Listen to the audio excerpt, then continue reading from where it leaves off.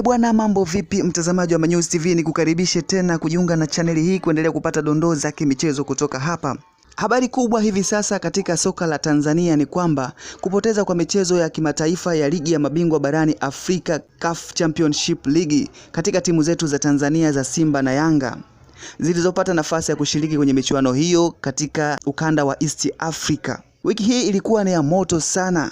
Tukianza na mchezo wa kwanza wa Young African Sports Club walikiwasha katika nchi ya Egypt wakikaribishwa na timu ya Al Ahly katika kundi B, ambapo Yanga iliweza kupoteza kwa kufungwa magoli 2-0. Magoli yote mawili yakifungwa na mchezaji mmoja, Mahmoud Trezeguet wa Ahly, katika dakika tofauti za mchezo huo, na kuwabakiza Al Ahly katika kilele cha msimamo wa kundi hilo B wakiwa na pointi 7, akifuatiwa na Young African Sports Club mwenye pointi 4, AS FAR Rabat mwenye pointi 2 na JS Kabylie mwenye pointi 2. Baada ya mchezo huo, msemaji wa Young African Sports Club Ali Kamwe alitoa neno kuhusu kupoteza mchezo huo, nafasi waliopo kwa sasa katika kundi lao na wamejiandaje katika michezo inayofuata ya marudiano katika ligi ya mabingwa barani Afrika, wakianza na mchezo wa Al Ahly mwishoni mwa wiki inayofuata. Tumefungwa goli 2-0 na matokeo haya yametusalia pale kwenye nafasi yetu ya pili, na Ahly amekwenda juu kwa alama 7. Na ukiangalia quality ya Yanga tulivyocheza away, inawezekana kwa 100%. Ni sisi tu kwenda na maandalizi ya umakini na utayari pale Guantanamo Bay. Wao Ahly wamewika leo hapa kwenye ardhi yao, na sisi Young African Sports Club tutawika kwenye ardhi ya nyumbani kule Tanzania.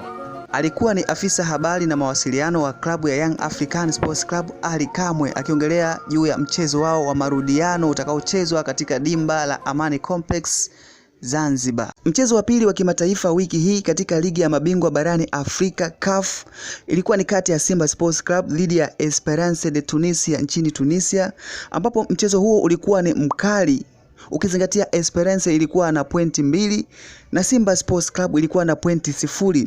Endapo Simba angeweza kushinda katika mchezo huo, angeweza kumtangulia Esperance de Tunis kwa pointi 1. Isivyo bahati, Simba Sports Club iliweza kupoteza mchezo huo kwa kufungwa goli 1 ambalo lilifungwa katika kipindi cha kwanza dakika za mwanzoni tu na kusalia mpaka dakika 90, na Esperance kuondoka na alama 3 zilizoweza kumsogeza katika msimamo wa kundi hilo na kumweka katika nafasi ya kwanza.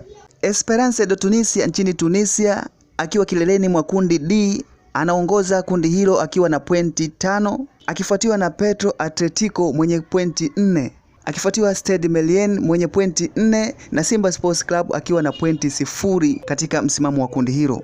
Baada ya mchezo huo kumalizika, msemaji na afisa habari na mawasiliano wa Simba Sports Club Ahmed Ali aliweza kutoa neno kwa mashabiki wa timu hiyo na kusema, tumebakiwa na nafasi moja ya dhahabu, mechi ya marudiano nyumbani Februari 1. Namna ambavyo tumecheza, namna ambavyo wachezaji wetu wamepambana inatia matumaini makubwa ya kufanya vizuri. Mechi 3 za mwisho ni halali yetu, bado tuna akiba ya alama 9 za kupigania, na sasa tunaianza safari mpya ya kufukuzia alama hizo, inshallah tutazipata. Alikuwa ni Ahmed Ali, afisa habari na mawasiliano na msemaji wa Simba Sports Club, akiuzungumzia mchezo wao wa marejeano utakaochezwa katika dimba la Benjamin Mkapa jijini Dar es Salaam. Kila timu imebakiza mechi 3 kukamilisha ratiba ya mzunguko katika msimamo wa kundi alilomo, akiwemo Young African pamoja na Simba Sports Club katika ligi ya mabingwa barani Afrika CAF Championship League. Bwana, kila laheri kwa timu hizi zote mbili zinazowakilisha nchi ya Tanzania katika michuano ya kimataifa barani Afrika. Tukutane tena hapo baadaye ili kuendelea kupata updates za michezo, teknoloji, burudani pamoja na habari za kijamii kutoka hapa. Usiache kusubscribe, kulike, kushare na kucomment na kuview hii video kwa wakati mwingine tena.